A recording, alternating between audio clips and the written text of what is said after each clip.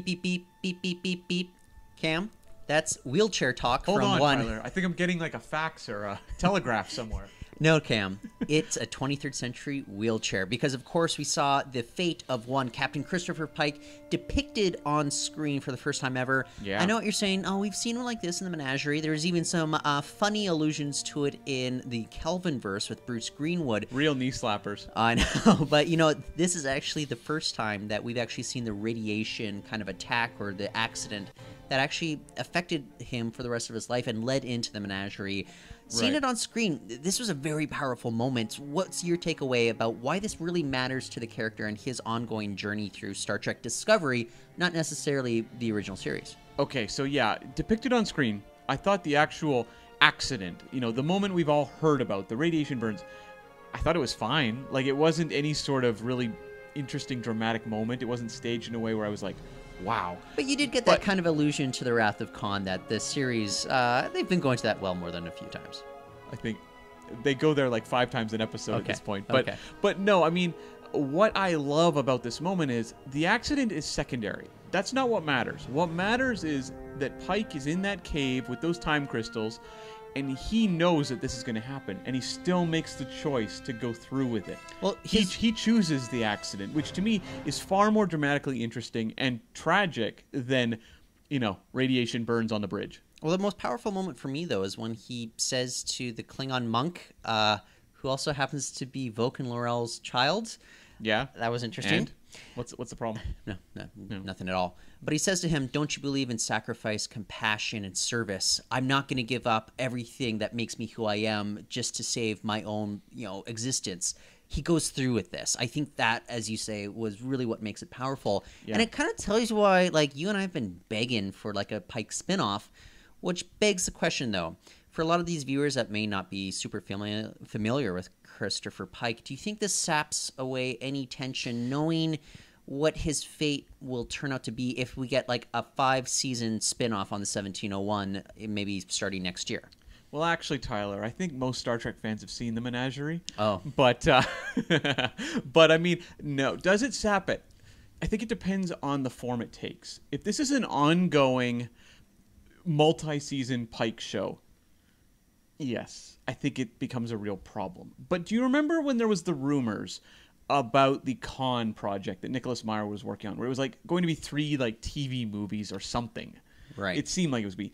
If it's a form like that, or like a short form 6-episode Pike series, I think that could be really interesting, where you tie it to a serialized story that's about something that matters to Pike. I think you could tell really dramatic, interesting Pike stories in that way. Yeah. But I don't think I think I've changed my thinking now of the idea of an ongoing multi-season Pike story. Well, I'm just thinking about it from a pragmatic point of view, and I don't think CBS is going to be investing that much money for like what amounts to a one-off adventure. I know. And that said, I think they would want to do kind of a multi-season series. You're going to be capitalizing on the great Ethan Peck, who's been impeccable on Star Trek Discovery so far this season. Impikeable too. And one Anson Mount's been impeccable, so Sure. they want to capitalize on all that. And of course, there's the dazzling Rebecca Romaine, who just stole that one scene she was in talking about habanero sauce. Launched a massive hamburger sauce campaign. Yeah, but I think CBS, they want to invest in that. So the problem is, if I'm watching this show week to week, Pike's going down to an alien planet, or there is like a dogfight going on between 2 starships, I know that Pike's making it out just okay, and I know that the 1701 is making it out A-okay every single episode, because we know the fate of Pike, we know the fate of the 1701, we know the fate of Spock. Are we just going to be sitting on our hands waiting to know what happens to number 1 or Dr. Boyce every episode? Dr. Boyce, yes. Okay. And we definitely alluded to it at the very beginning of our video, Cam, but we have the appearance of the wheelchair, that last scene in, say, Menagerie. You could kind of make an argument for the Kelvinverse, but I think that's more just a nod to what we know Pike's fate to be. Yeah. What did you think of kind of the look of this, and what kind of emotions did it, elicit from you when you saw it? I think it elicited the emotion it wanted, which was horror. Because we're seeing it through Pike's eyes in that moment. We don't know how much of this is quite a hallucination versus a one-to-one life, recreation. Because the face of, burnt Pike, or whatever you want to call him, injured Pike, was far more it seemed far more horrific than what we saw in the original series. For sure. I mean, it was always a horrible injury, but the way it was depicted was very much like a horror movie imagery. And so, like, I think there was a little bit of hallucination going in there, but it's also from Pike's perspective. And you can imagine that his perspective on seeing himself would be that much more horrifying.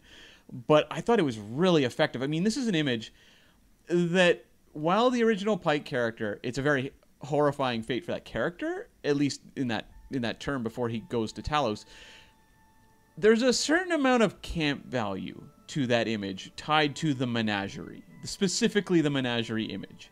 And that, you'll see fans dress it up. But I've also seen memes with that kind of Pike image. I don't know that it ever tapped into the true horror of what that fate meant for the character. And I feel like this episode did that. Yeah, but let's talk about his ultimate fate, though. We know it. He doesn't know it. Yeah, exactly. But he is going to end up on Talos 4 with Vina. Despite his lack of physicality, his mind is actually going to be okay. He's going to be in a paradise of his own making within his own psyche. I think it's something very tragic for this character. Mm-hmm. And the fact, as you said earlier, Anson Mount's, his depiction of being willing to get that sacrifice was so effective, though. Yeah. This is good news for anybody who's loving the character right now and wants to see even more pathos move forward with this character. I think this is exceptional.